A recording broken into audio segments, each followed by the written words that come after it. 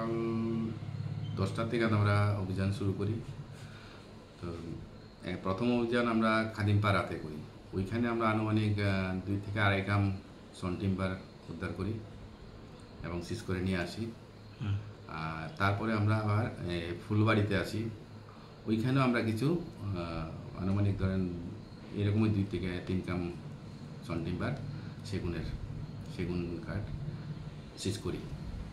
এবং এই অভিযানে আমার সঙ্গে ছিলেন ধর্মনগর এসডিএফও স্যার এবং রেঞ্জ অফিসার ধর্মনগর। আমরা যৌথ অভিযান আজকে করি। আর এই কাঠগুলো আমরা সিজ করে আমার অফিসে চোরাইবাড়িতে নিয়ে আসি। এই অভিযানে কাউকে কি আটক করতে পেরেছেন?